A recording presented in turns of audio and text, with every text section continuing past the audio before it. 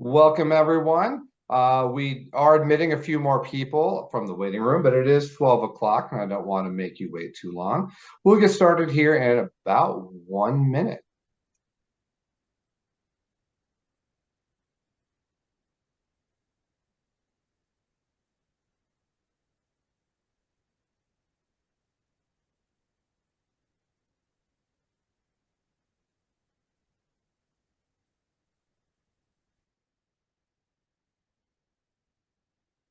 So again, thank you for joining us. A few more trickling in, and I will keep admitting them. But it is now officially 12:01, and I have strict instructions to start. So welcome, everyone, to this month's third Thursday lunch and learn web series. I am Jeremy Whitaker. I'm a member of IPHA's Education Committee and a board member. So yeah, today we've got you're in the midst of a great fall season. We've got one more after today, which I'll talk about at the end. And of course, this session is being recorded and will be posted to our YouTube channel. Some housekeeping items: make sure your microphone is muted during the presentation. And then, of course, you can put your questions. You have several options. You can put them in the chat, or you can send them directly to me throughout, and then I will ask them at the end. So I will accumulate the questions for them, and again, we'll address them at the end. If you would like to do it yourself, write down your own question, and we'll have 10 minutes at the end for a Q&A.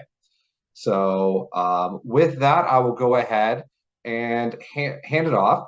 Today, we're joined by members of Johnson County Public Health in Iowa City to discuss MAPP 2.0. Again, the team will introduce themselves.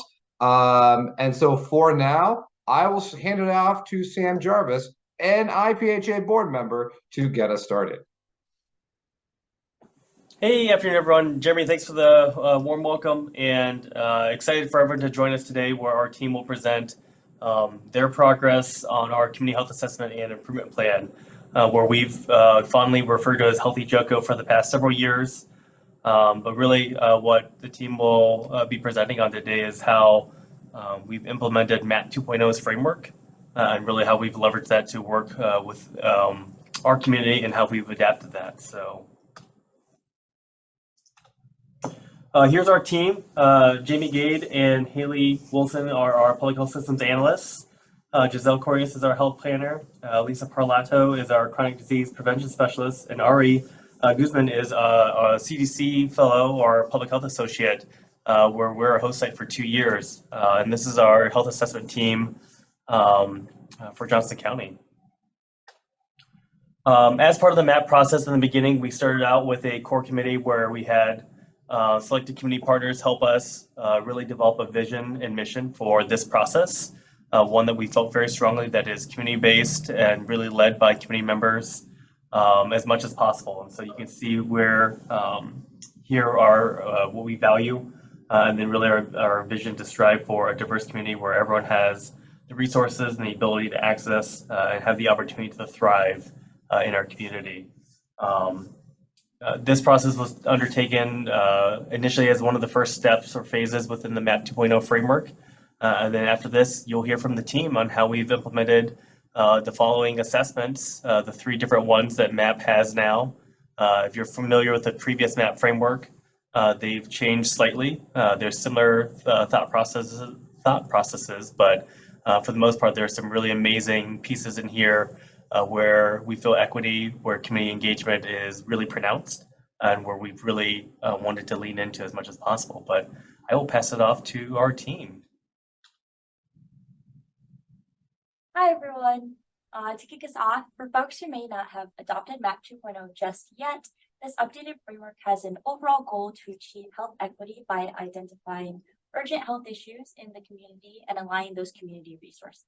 MAPP 2.0 involves developing a community-wide vision for health involving organizations across sectors, assessing both community needs and strengths, and assigning resources to underlying drivers of inequity. Throughout the 3 phases, you'll have the opportunity to complete the process with the guidance, input, and participations of many people and organizations who work live, and play in the community, as well as the flexibility to pick and choose what strategies work best for your department. This brings together many different stakeholders, sectors, and populations to identify shared priorities for improving community health and to act together for change. While local health departments are often the face of community health improvement planning, MAPP frameworks guides a process that allows the work and outcomes to remain community-owned. So giving that decision-making power to the community with the support, coordination, and encouragement of local health departments. This 3-phase process takes about 2 years to complete, with an estimated timeline of 9 months for each phase 1 and 2, and 6 months for phase 3. Pages 10 and 11 in the handbook dive into more specific details to suggest frequencies to revisit and update specifics within each phase. Next slide, please, Sam. Oh, these might be out of order. Any change? Do you want to hop one more? I'm so sorry. Thanks. We'll go backwards. Sorry, everyone. Today, my teammates and I will be describing our experiences adapting this framework. Oh, maybe not. Maybe I'm wrong. I'm so sorry. Thanks, Sam. Today, my teammates and I will be describing our experiences adapting this framework and the work we've completed under the 2 phases these past year and a half. So phase 2 has the goal to include and engage community in developing a community health assessment, as well as identifying health priorities in the community. These 3 areas assessments allow our teams to collect data and information from several perspectives, both qualitative and quantitative sources. The Community Partners Assessment provides a structure for community partners to look critically at individual systems, processes, and capacities. The CPA helped us identify current and future actions to address health inequalities at individual, systematic, and structural levels. The CSA is not only an opportunity to explore the demographics, dynamics, and hierarchies of power within your community, but also a tool to help identify the neighborhoods and groups that engage with your community status assessment. This helps you see gaps for different groups you may be missing and communicate more to those outreach groups. Finally, the community context assessment aids to exploring strengths, assessments, and lived experiences, as well as forces of change in our community. From our CSA results, we decided to focus on health inequalities for healthcare access in Johnson County and completed focus groups and key informant interviews with various healthcare sectors. The CSA centers on people and communities with lived expertise that allowed us to focus in on the views, insight, values, cultures, and priorities of those firsthand.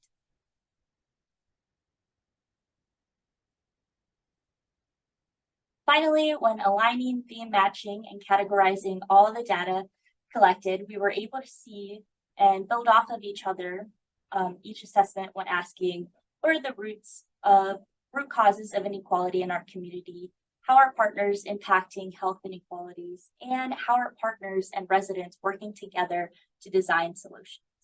Our final assessment reports can be accessed by viewing through QR codes on slides, as well as out in the chat. So I will be passing this on to Jamie to kick us off with our community partners assessment. Giselle. Yes, so in the spring of 2022, we conducted our first assessment, so it's community partner assessment. We conducted this actually prior to the full release of the MAPP 2.0 framework. So it involved a lot of research for best tools and practices to measure partnerships. So at the time, Healthy Joko really didn't have many formal partnerships, and we were really trying to get the word out to partners about our health assessment and health improvement plan process. So we actually piloted a community partner assessment at the end of 2021. And through that pilot, we learned what worked well and what could have changed to better capture a holistic partnership. And through the pilot, we really identified the partnership assessment tool for health, the PATH tool, but then added on questions from the local health department self-assessment tool from the Bay Area Regional Health Inequities Initiative. We interviewed about 15 different individuals from area CBOs, nonprofits, and healthcare agencies.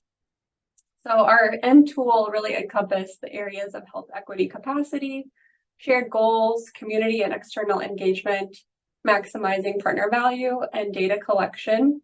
And this assessment really sparked a lot of new ideas and opportunity for collaboration with area partners. It also helped establish more formal partnerships that were leveraged throughout the rest of the assessments. And the thought is that we would continue these assessments every 2 years or so to measure changes in existing partnerships and then establish new partnerships. So it was really rewarding to sit down and have productive, guided conversations with area partners on the work they do, their goals for their work, and areas for collaboration, and then issues that they see in their work in the Johnson County community. So I'm going to hand it off now to, let's see, I think to Lisa now. Yeah, thanks, Jamie. So in the fall of 2022, we started with our next phase, which is the community status assessment. This assessment aims to describe the community in a quantitative way by measuring demographics, health status, and social determinants of health to identify existing inequities. With the guidance of our community partners from the previous assessment phase, we created a Qualtrics survey that would do more than check a box, right? We wanted to capture a representative snapshot of health in Johnson County with the understanding that there's not just one Johnson County that all of our community members experience. There are many Johnson counties. From this perspective, we focused a lot of our survey questions on the environments and life circumstances, those social determinants of health that influence physical and mental well-being throughout each of our communities. The final survey was a little bit long and took about 20 minutes to complete, but it included 8 categories that are listed on this slide: demographics, health status, health indicators, healthcare access, food security, housing, mobility and neighborhood safety, and economic status and finances. We modeled our initial draft survey questions based on secondary data sources like the state's behavioral risk factor surveillance system, county health rankings, and Robert Wood Johnson Foundation reports. We also talked with our community partners individually to find out what information we could gather to help inform their work, what knowledge gaps we could address, and what specific questions they would like to see us ask. For example, a lot of the housing section of this survey was added onto after meeting with the director of Johnson County's Affordable Housing Coalition. And our community partners were also a huge help in distributing our survey throughout their own organizations and helping us reach their clients. We also spread the word through social media and a press release, and we printed posters with QR codes to hang in public spaces around the county. And then we also coordinated with partner sites to set up tables and bring tablets so we can greet folks passing by and ask them in person if they're interested in taking the survey right there on a tablet to help us assess our community needs. And the survey was available in English, Spanish, French, Chinese, Arabic, and Swahili. So the results of this survey then went on to influence the focus areas for our next assessment phase, which was community context. So I'll pass it off to Ari to give an overview of that. Thank you, Lisa. So our community context assessment has 3 domains: the community strength and assets, built environment, and forces of change that guided our methods to address healthcare access in Johnson County. There are 2 aspects of our CCA. We have the healthcare access map, and then we also have the focus groups and key informant interviews. We began planning our community context assessment in January of 2023 with the healthcare access map. We created a survey that builds upon the healthcare access section of the CSA with asking questions of asking healthcare facilities about their services and insurance type accepted.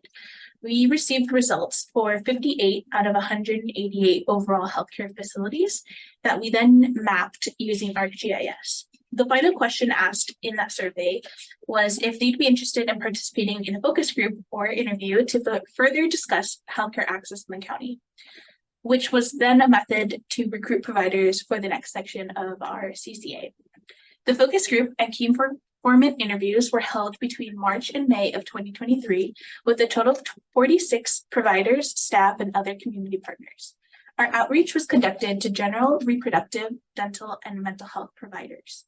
We followed the CCA guide when coding our data on Excel. We had a mix of inductive and deductive codes. For example, when looking at our data, we saw several comments regarding workforce and created that as a sub-theme of organizational capacity. Meanwhile, our code book featured the themes of community strengths and organizational capacities, systems of power, privilege, and oppression, social determinants of health, and health behaviors and outcomes. We found some difficulties when conducting outreach and getting healthcare providers to participate in focus groups, especially those from the dental and reproductive healthcare sectors. One strategy we used to recruit these providers was to network within the county, like joining the Johnson County Systems of Care meetings that were hosted by the East Central Region Services for Mental Health. And I'll now hand it off to Jamie and Haley.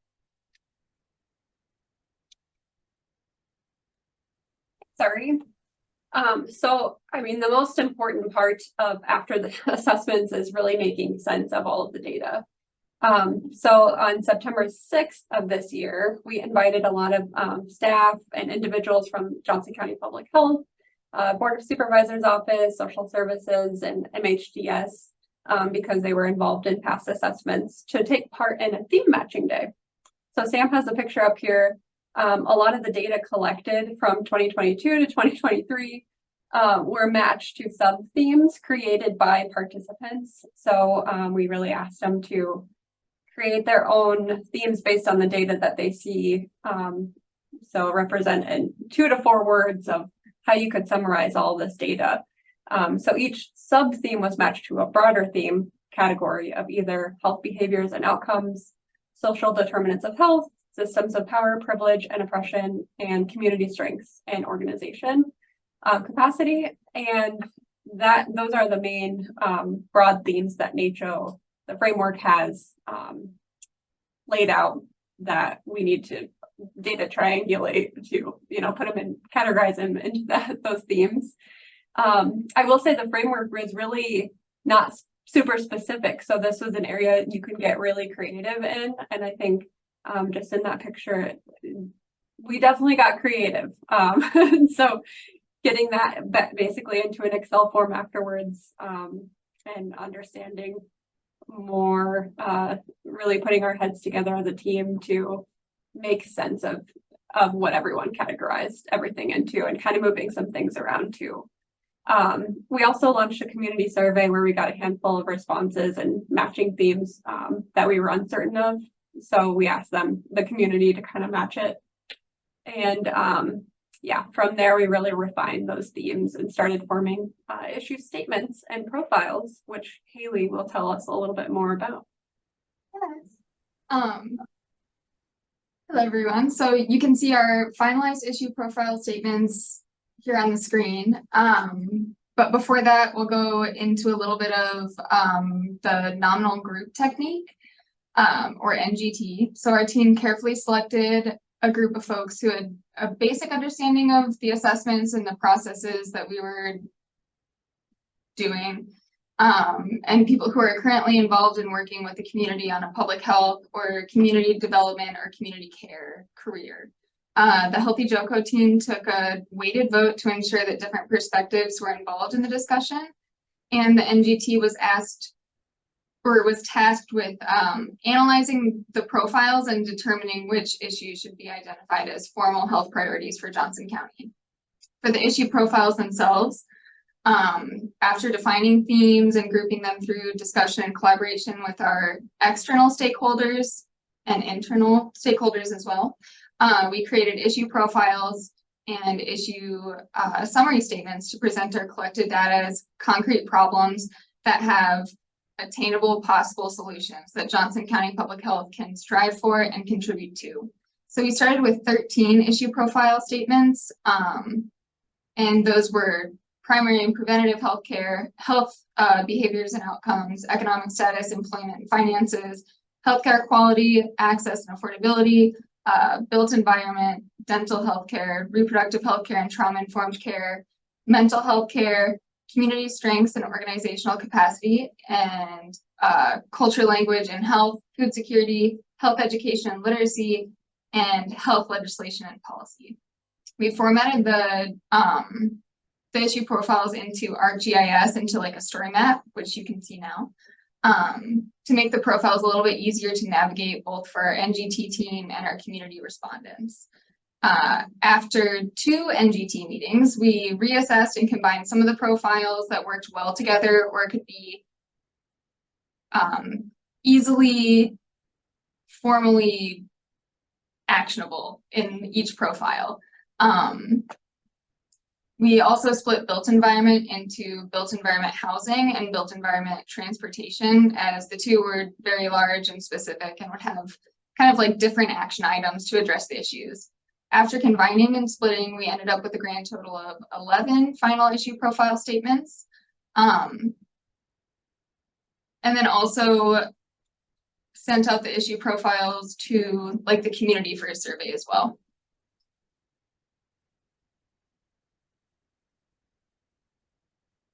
I think I'll pass it off to Lisa now. Yeah, so throughout this whole process of adapting MAPP 2.0, we had to at some points like make adjustments to the framework to just address what was the best fit for our team and our own community in our process. And some of those examples Jamie and Haley just went over with brainstorming our own approaches to data triangulation and how we wanted to present our health issue profiles, for example. And then in the assessment itself, also adjusting our communication and scheduling with our partners, and reevaluating the timeline overall as needed, because some of the sections took longer than we thought and some went really smoothly. So it was just a learning experience. Participation was definitely one of our biggest challenges. So we ended up allotting more time for outreach and scheduling in that. And as one pretty concrete example during our status assessment, since we were using Qualtrics for our survey, we had access to real-time response data in a dashboard. And that really helped us when we were trying to get a representative community sample so we could look at demographics and increase our outreach efforts to, like, for example, a certain community center if we were seeing lower proportions of a community that we wanted to get more responses from. So those are just a couple of examples, and we're happy to take more questions too.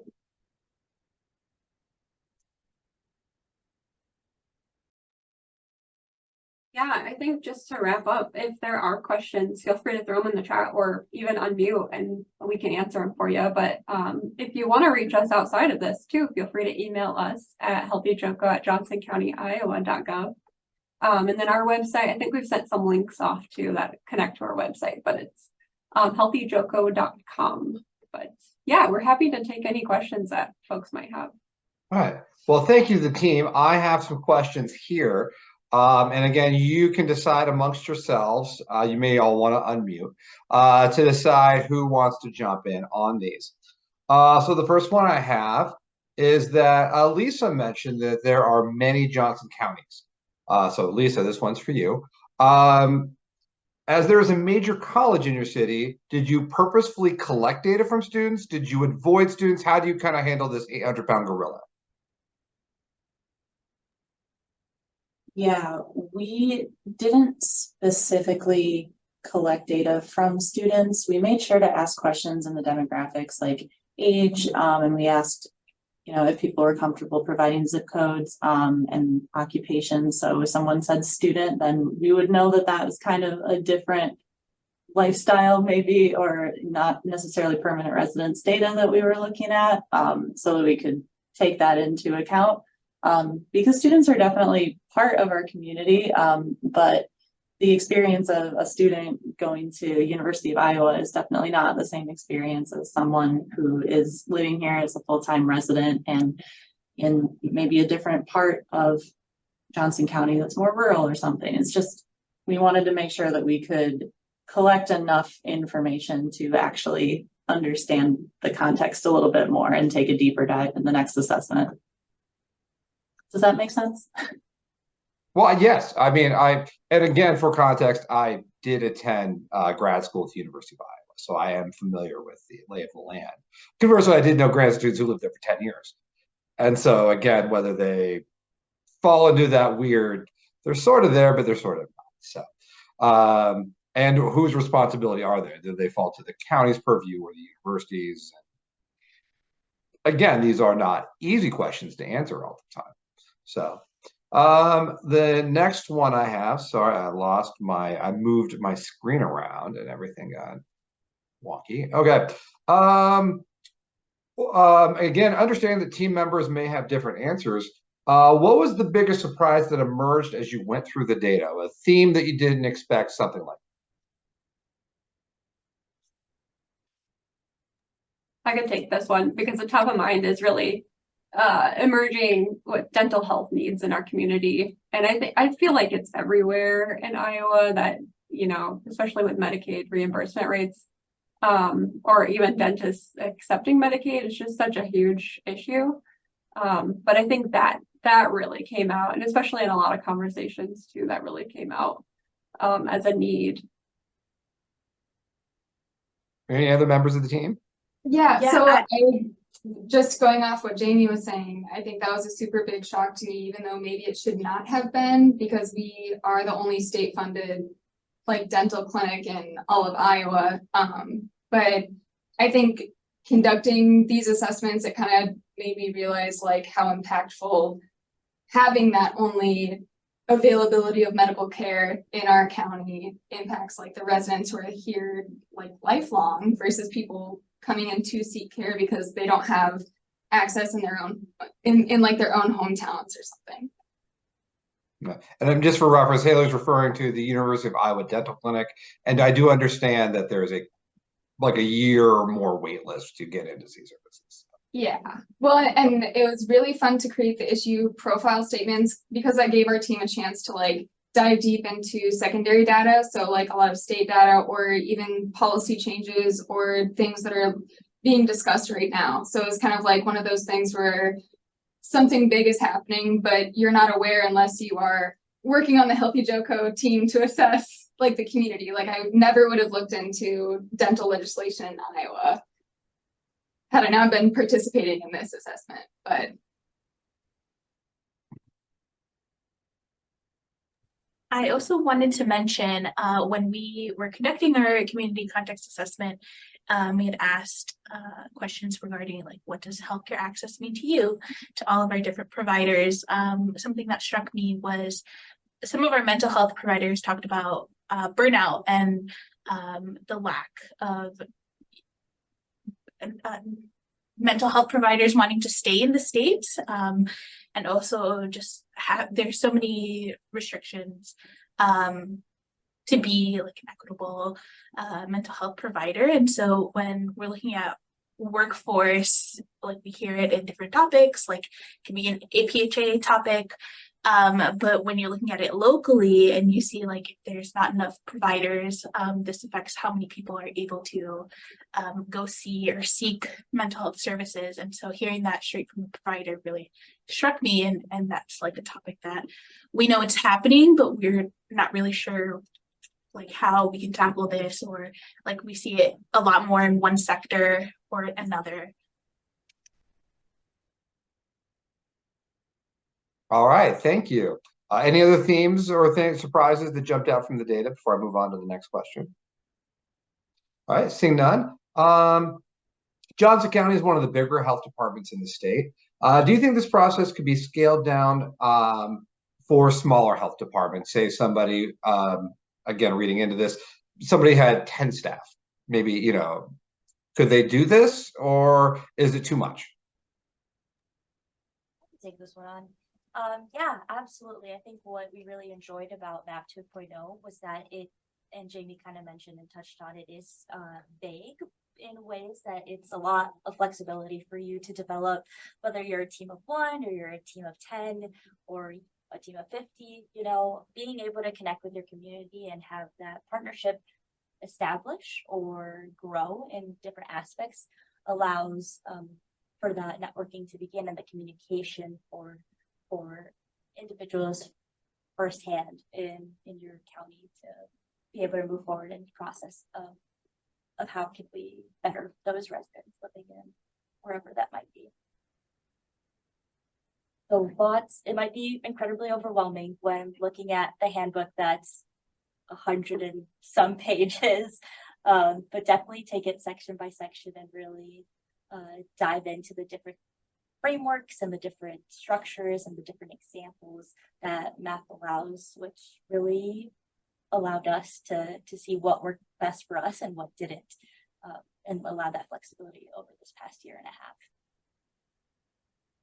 So, what level of data analysis? Because that's often something that local health departments don't have a lot of depth on. They've got maybe somebody who can use Excel pretty well, and that's about it. So, would it still be feasible, without running SPSS or higher level data analysis?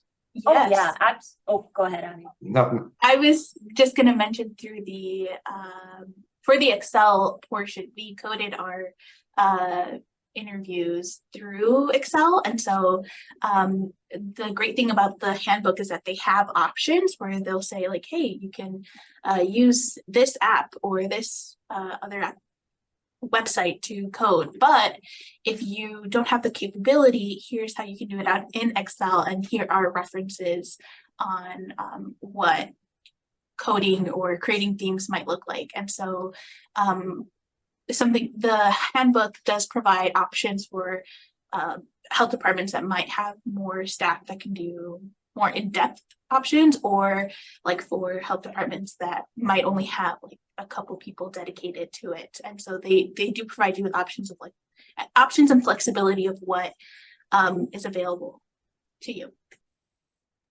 And just like going off of that too, even as like the strong, like bigger team that we have doing these assessments, as we're doing them, we're still finding holes in the data. We're still finding areas where we could have like done more. So no matter what, it's like the starting point's the baseline. And even if you had 50 people, you would still be like, we're still missing a portion of this narrative. So just kind of manipulating like the time that you have available and the team that you have available, you'll create a baseline and can work off of that and just criticize yourself in like a gentle way. All right, thank you. And I have one last question before I ask that. Again, if you have a question, please submit it in through the chat, or again, I will turn it over after this question so you can unmute and ask your question. So the last one on my side, it was said that participation was an issue on the challenges slide. Do you have your participation rate, just so counties understand how many people they're going to need to talk to get the data? Yeah, that's a good question. I feel like we have it on each assessment. I can't off the top of my head say, but I think we saw really good participation. I'm talking about the community context assessment, the last one we did. In the mental health section, that was really great. And a lot of that was due to partnerships that we had established through like a group that already meets. So that was really great and a great way to boost participation. But I would say overall, we maybe like had, for the people we reached out to, maybe like 40% back, 40% we heard back from. And maybe that's just a tiny bit high. But yeah, so I mean, we reached out to a lot of people, and multiple times, a lot of cold emails, a lot of, maybe just like showing up somewhere and being like, hey, let's chat. So yeah, kind of like a salesperson for a little bit on trying to get people involved. But yeah, I think just being consistent kind of helps, and being persistent helps get more people involved. But yeah, I would say maybe about 40% overall. Well, that was 40% with effort. Without effort, probably more like a 20-25, probably. Yeah, for sure. It takes a lot of effort. We even extended, a few months past what our original deadline was, just to get more participation, because people just were not responding back. And I feel like everyone we talked to about this issue too is like, yeah, we see the same thing. And yeah, it's just really about being persistent and trying to, meet people where they are always. And yeah, I feel like we did a lot of that. So. All right, thank you. And again, I will now turn it on over to our participants. If you have a question, you can just go ahead and turn on your video, and then that way someone doesn't talk over you.